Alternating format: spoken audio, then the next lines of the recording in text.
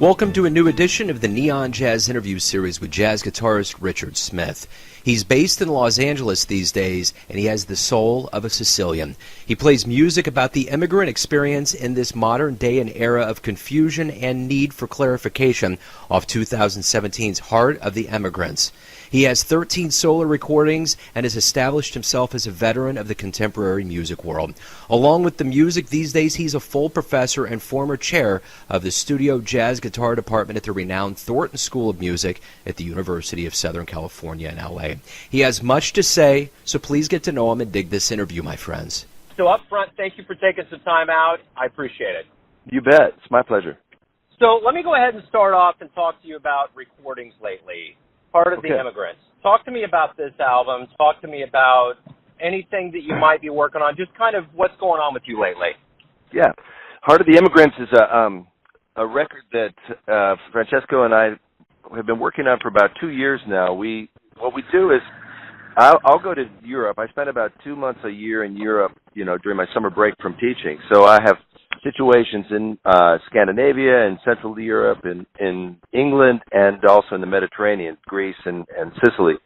So Francesco and I do a duet tour all around Sicily and southern Italy every other year. And as a result of that, the repertoire that we build on that tour turns into the second of 2 CDs that we've done. This one has a theme, as you know, all the unpleasantness that's going on with immigration, certainly affecting the Mediterranean.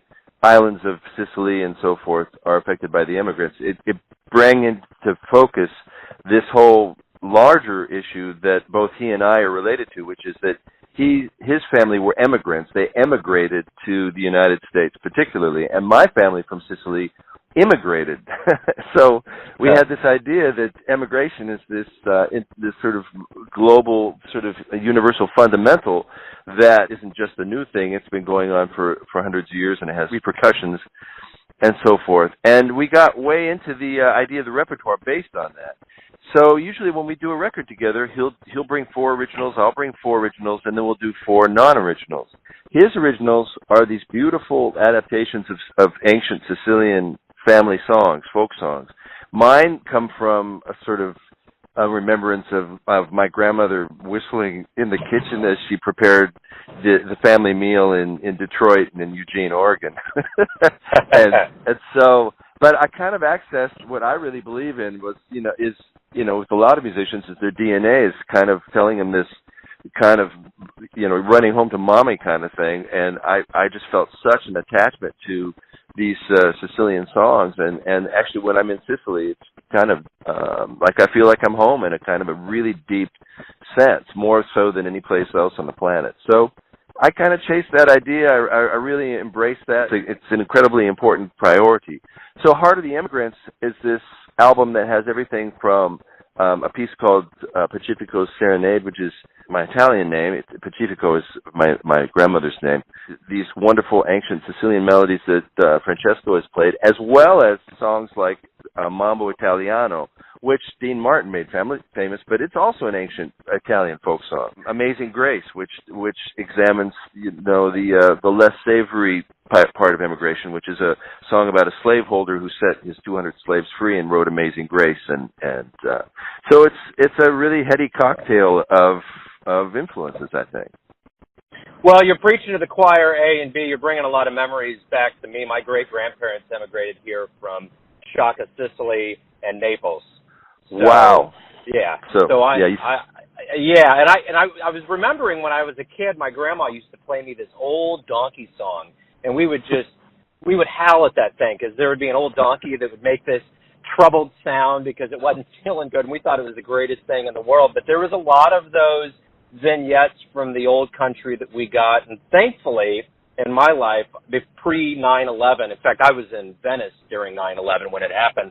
I've been to Italy and examined and seen the beauty of Italy, and it's amazing. So, yeah, it's breathtaking. So you totally get it. I mean, people who have, whether they're German or French or Irish or I have students who have an international background, and I encourage them to kind of access that. And it's incredible what happens, actually. I had one person whose last name was Murphy, and I said, what you do this summer is you need to go to Ireland and play pub music. And he came back saying, okay, that's it. I'm totally into Irish folk music, right? And he accessed this. I had a Greek student who went and visited his extended family in Greece and came back and bought 3 bouzouki and a baglamas, which are these ancient Greek instruments, man. And these guys, I saw them get to a deep depth in their music that I'd never seen before. In turn, when you teach, you learn twice. It made me want to reference that. So when I was on tour near Sicily about 12 years ago, I just, it was a cold call. I found out who Francesco was. I found out who the best jazz guitar player in Sicily was. Turns out he's one of the best jazz guitar players in the world. And we've had this tremendous relationship ever since. So, it's really great. I really feel blessed that I have time in my schedule during the summers between teaching that I can go and, access that crazy artistic side, that nomadic side, which I think has impacted my music indelibly. Absolutely. So let me ask you this. Where were you born and raised? I was born in Detroit, Michigan, and raised in Eugene, Oregon. Wonderful. So how did you get the jazz bug? I went to this extraordinary high school that had an incredible music program. And as a teacher, too, I see student groups going along in pods, and I kind of like killer whales. And there was this jazz pod when I was there, and several of us, Frank Griffiths and Mike Denny and John Bishop, Matt Cooper, we all were really into bebop and really into it so deep, like we were just like kind of Blue Note record listeners, right? We didn't listen to CTI. We had one label that we were dedicated to, right? So it was really unusual, and we had jam sessions 4 nights a week, and then Eugene, Oregon had something like 6 jazz clubs. So we soon kind of got integrated in the scene, and every one of those guys has gone on to be professors and professional musicians and record label presidents. So I was just really blessed to be surrounded by a cohort of, and also a really supportive music system. So speaking of Blue Note, bebop, and that era, what musicians swayed you, got the hooks into you to make you love jazz? Yeah, I remember where I was sitting. Well, I was really into Kenny Burrell, of course, being a Blue Note guy. But I remember sitting in my mechanical drawing class in 1974 at South Eugene High School and having George Benson's Body Talk come on. And I just thought, who the heck is this? And then shortly after that same afternoon, they were playing Benson's newest album, which was This Masquerade. So I got the bug pretty hard for my friends, but then I kind of I veered left or veered right, whichever way you want to call it, to more of a pop sensibility, more of a songwriting, singer-songwriter kind of idea. And then I got into CTI and I got into funk and fusion, and then I saw a Who movie and got more of the fusion element. So that's where I kind of veered out of bebop and so forth. Right on. So what about higher education for you? What did you learn from going from high school into higher education? What I tell my students is if you don't have a road gig, you need to be in college. You need to be studying music. And my sensibility at the time was I could be playing professionally, but, I'm not done yet, and I need to I come from a long family of professors, 5 professors in my immediate family. So it was kind of the family business, and it was just, understood that I would go and get a bachelor's degree. So I went to the University of Oregon, which was pretty much all classical school. But, it's rigorous, and it teaches you how to practice, and, you listen to the greats, Bach, Beethoven, Mozart. John Bishop and I, who's that label president I was mentioning, and Kevin Dietz, we got scholarships to go to North Texas State, which was the jazz school at the time. It was a little town in Texas called Denton, Texas. And we went down there, and it was really intense jazz training, and everyone was practicing 8 hours a day and so forth. And then we got a record deal on a label called Inner City, and it was kind of a dream come true. We could quit school because we had a record deal. and then we quit, and we came back to Eugene and practiced 5 days a week in my mom's backyard, garden shed. And that label folded right around then, so we were confronted with ourselves. And what I did was to finish up my degree at Oregon, which is Bachelor of Science in Music, really good school, really fine school, and then got a scholarship to go to USC and get a master's degree. And that's where I came down. I decided I wanted to be a TV guitar player, like my teacher played on Hill Street Blues and Magnum PI and the A-Team and things like that. Nice. And I got down here. Yeah, it was really cool. I could go to the Universal and watch him play and, started doing some of that work myself. And that's when I just started touring a lot with a lot of the contemporary jazz guys. At that time, it was new adult contemporary music, which was Benson and Earl Klugh and David Sanborn and, some really awesome stuff. So I got to tour on that. But as far as the music school training goes, I think it's really essential. Most schools do a really great job and of at least getting you there and getting it on your docket and so forth. We work so hard at USC to be relevant and be engaged with the music world of the present. So the one thing that's been very evident over your career is that you've really crossed over all kinds of genres and different idioms, and you've been with the LA Philharmonic, you've been with Elton John, Madonna, Snoop Dogg, even Beck. It goes on and on.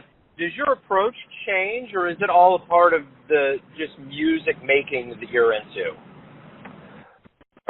It's kind of one big wheelhouse that because the guitar is this awesome instrument that is so broad, it's just something that comes naturally to me. It's something that I really try to get out of my students, most of whom are the idea of engaging the music world of the present. One of my students is a fantastic guitar player, but he's also a wonderful arranger, and is now the music director, I believe, with John Legend. And so his musical training was, got him into classical music, and now he's doing a lot of fantastic string and orchestra arrangements. I've got another student who plays on American Idol, who also is one of the top jazz guitarists in Los Angeles. So I think generally amongst educators, the concept is you have to be a Swiss Army knife. You really have to do a lot of different things in order to be employed. And if you can do things, if you can work with Snoop Dogg as well as play jazz and make jazz records, that's great. And a lot of the guys, the younger students are really good at wearing a lot of different hats. In the tradition of Los Angeles, which is, studio and jazz, that you have a calendar and you can fill it up with a lot of different types of work that inform each other. It's interesting. I always ask about the health and vitality of jazz in 2017, and I think you've hit a nerve with me as far as it always sounds to me as though when it comes to the mass medium of film that saturates more people's brains than anything else artistically in this country, and maybe even around a lot of the world, jazz is actually really alive and well, isn't it? Oh, it's ubiquitous. It's everywhere. It's a common language. I mean, in my department that I ran at USC for years, it was called the Studio Jazz Guitar Department. The idea was that you could come with an incredibly divergent background and interests, but the common language has to be on jazz because it's so deep from a rhythmic and a melodic and a harmonic aspect. It's really contemporary classical music on steroids because you have to be able to enunciate and dictate the theory while you're on your feet. It's composing on your feet. And to get to that lucidity with it, jazz is the way to really apply all that stuff. And you can take that as a taproot. And then at the top of that taproot, then you can understand Robert Glasper, and you can understand Bach, and you can understand Beethoven, and you can understand Miley Cyrus, and you can understand Coltrane. But only with that core taproot of the language of jazz can you go in that many different directions, and also be fluid enough to go within in a kind of a musical, quick way. That's interesting. So let me ask you this. Obviously a veteran of the music world. You have 13-plus solo recordings. You've been on many, many others. How do you feel about your career and what's happened to you as far as your breaks and the hard work you put in and where you're sitting right now in your life? How do you feel? I'm so excited about the future. It's been a rough couple of years in the industry, and not just our industry either. It's the information revolution, and no revolution is bloodless, right? That sort of informed a really kind of profound track of thinking and of developing. I want to, Jeff Lorber said, man, I have to reinvent myself so often. And in the past, even with our folks, that idea was not really very present. And nowadays, people change their careers halfway through their careers because of all of the stuff that's going on. So we musicians, even though the world has changed and there's a lot less radio and there's a lot less terrestrial sort of radio that has been our bread and butter, it creates this other part of creativity, which is you have to look at yourself as a creative entity and your career and your trajectory creatively. And when I did that, when I got off this sort of thing of, well, it ain't what it used to be and it's really shrinking and going away, actually, I just kind of accessed my creative right brain, and suddenly I'm doing tangos with orchestras all over the world. Then I'll take the tango and I'll do duo concerts, which are incredibly challenging. I'm teaching at 11 different countries and playing at the same time. I'm playing my music and teaching. When you teach, you learn twice. There's nothing more rewarding than hearing your music played by a bunch of really talented university students who've worked hard on it and are getting something out of it, but it's also your music. So I've kind of had to create a kind of new idiom where I can access both the things that I love. And I can't separate my passion for teaching from my passion for playing.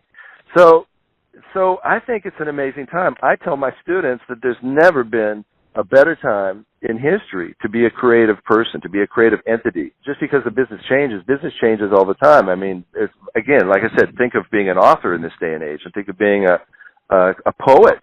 All of those idioms are becoming challenging because of the information revolution.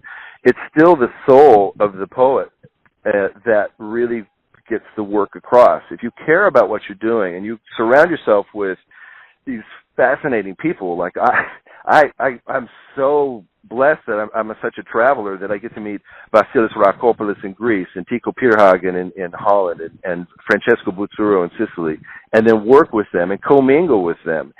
It really becomes a collaboration, and I think at the core of the most exciting music is some sort of collaboration. Without a doubt. The one thing that you brought up, you've touched on, and it's very key and essential to the life of even a fan, is live music. Is there a show that you saw live that really changed you and really opened you up to not only jazz but music? When I was 14 years old, actually I use this in my lectures as I call it the Thunderbolt. In the Godfather when Michael sees that beautiful Sicilian woman and he's hit by the Thunderbolt and he's in love for the rest of his life, right? So I call it the music Thunderbolt. And this is like a 14-year-old kid in Eugene, Oregon. I rode my bike down to the Union down at the university. And Eugene was a small town back in the 70s. So Chick Corea comes in at 1974 with the electric band. And there's Al Di Meola at 19 years old, right? Lenny White, that band, right? The amazing Return to Forever band. And I was I snuck in. I got somehow into the front row, and it would just hit me like a ton of bricks. I rode my bike home from that concert, stunned. I made a big pot of coffee, and tried to stay up all night practicing. I even called my girlfriend and said, "We got to break up because I'm going to dedicate my life to playing the guitar." So it was that kind of whiplash moment, totally. Yeah. And I never looked back. Within a year, I was playing the clubs in Eugene, Oregon. And I bought a pickup truck with the money from playing jazz clubs before I could drive. I was 15. I had a pickup truck that the band could use, so the bass player drove. Beautiful. So, live music is the most important thing in the universe. It's what wins people over. It's what makes students, want to pursue a career in music. It's interesting when I went to a new dentist last week and they were asking me, what do you do? And I kind of talked to them about, I have a jazz show. Every time I say that, they kind of stop and they're like, because they just aren't expecting it. You would think in Kansas City, one of the 4 top cradles of jazz ever, that it would not be a shock, but people are like, and this gal was kind of thinking, she was like, I don't listen to it that much, but I went to New Orleans and saw it live and it was transformative. It blew me away. And I was thinking about that. And I hear a lot of musicians like yourself talk about the power of it live, and I've thought about that more and more lately. I don't know that I've ever left a jazz show and thought, man, that did not have the soul and the reach and the genuine authenticity that I was looking for. It always comes through as this powerful force that hits you, Yeah. So, But anyways, let me ask you this in a fantastical way. If you could get the Jazz DeLorean pulled up in front of your house, it sounds like you may have already been there, but let's just push this a little bit further. If you could go back in time, punch in the digits and go to a locale, where are you going to go and who are you going to see live? Wow, great one. I'm playing a gig Thursday with Alfonso Johnson, and I was just listening a lot to my old Weather Report records. So I would say, 1989 Weather Report concert in New York. Yeah, that would be nice. So let me ask you a generic question. Why do you love jazz? Wow, that's not only a generic question, that's a really difficult question. Yes. But I'll try and summarize it. I think that for me it has the harmonic and the rhythmic and the melodic components that I feel most necessary to express myself. I like that. One more difficult one. This is my final one, and I want to ask you this. Everyone has their version of you. Your family, your friends, your fans, your business associates. But when you wake up and you face the day, you sit in a rental car, who are you? That's such a great question because, I work with my colleagues and with students, and I've been in the game for a long time. And I struggle with criticism. I struggle with what my next move is going to be. Yet, at the same time, by talking with students and being aware, sort of having this awareness of that part of my life, I know how to get around that sort of thing. I mean, I think it's a struggle for all of us, and the struggle is beautiful. I mean, the struggle is part of life. And fear and, our fears and dreams and risks and struggle are all these beautiful universal fundamentals that we're not alone, that the greatest thinkers of all time struggled with fear and with, dreams and risk. My favorite quote is by Churchill, right? So here's a guy that saved the free world. He said, when you're going through hell, keep going. That's right. Oh, I probably said it in an English accent or something like that, but I think that really helps an awful lot. So that's why I'm quite vulnerable and quite sort of racked with self-doubt most of the time, and then I just action causes fear. For sure. I think that wraps everything up well for me and for the audience to present you to them. I appreciate you taking some time out, giving me some insight on your recordings and your life and music. I appreciate it. Hey, man, I really appreciate it, too. You really challenged me, and I really appreciate it. I hope we meet sometime. Thanks for listening and tuning in to yet another Neon Jazz interview, where we give you a bit of insight into the finest players in L.A., New York, Kansas City, and spots all over the world, giving fans all that jazz. And thanks to Richard for his time, honesty, and stories. If you want to hear more interviews, go to Famous Interviews with Joe Domino on the iTunes Store. Visit neonjazz at youtube.com. And for everything Neon Jazz, go to the neonjazz.blogspot.com. Until next time, enjoy the jazz, my friends.